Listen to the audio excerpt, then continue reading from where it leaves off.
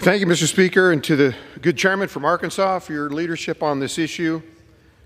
I rise today in strong support of my bill, H.R. 1449, the Committing Leases for Energy Access Now Act, or the CLEAN Act. To begin developing geothermal resources on federal land, developers must first obtain a lease. While there is significant potential in this resource, 90% or thereabouts of the nation's viable geothermal resources are located on federal land.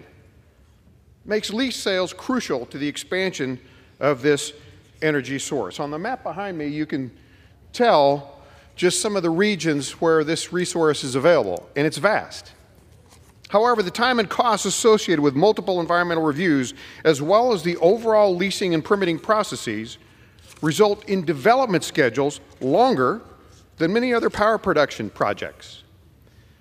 The Geothermal Steam Act of 1970 currently requires the Secretary of the Interior to hold a competitive lease sale at least once every 2 years for land in a state that has nominations pending.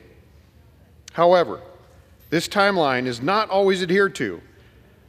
And as the good chairman mentioned before me, in some states like California, they've not had a competitive geothermal lease sale since 2016. And if any state needs to be doing more proactive work for clean baseload, it would be our friends in California. This legislation, H.R. 1449, amends the Geothermal Steam Act to require annual lease sales, instead of once every 2 years, for geothermal energy exploration on federal land. Prioritizing geothermal exploration on federal land will increase certainty for domestic companies looking to explore for geothermal resources while still requiring a full environmental assessment if the resources prove exploitable. In addition, this bill requires the Interior to notify an applicant whether or not their application for a geothermal drilling permit is complete within 30 days of receiving the application.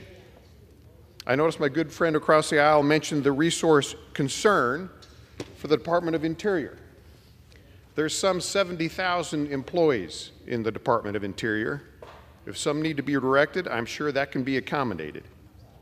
If the Department of Interior determines that application is complete, then it must issue a final decision on the applications within 30 days of the date the department sent the notification.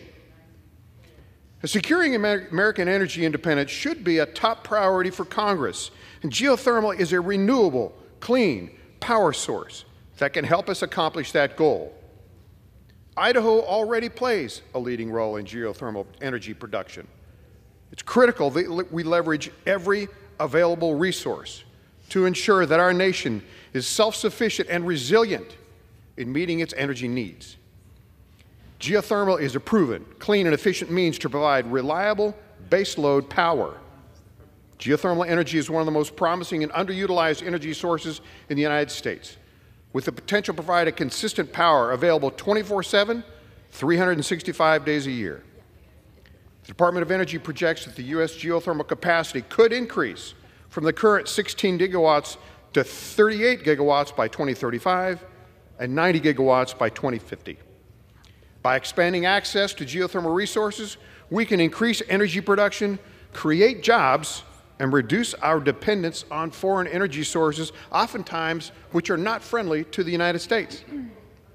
By ensuring geothermal lease sales are held annually, we can provide more certainty for energy developers, reduce delays in development process, and create good-paying jobs, all while helping to meet our energy goals and reduce dependence on foreign energy.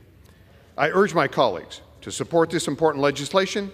I look forward to working with each of you to advance reliable domestic energy for all Americans. Mr. Speaker, I yield back. Mr. Chair, I have no further requests for time. I'm prepared to close and reserve the balance of my time.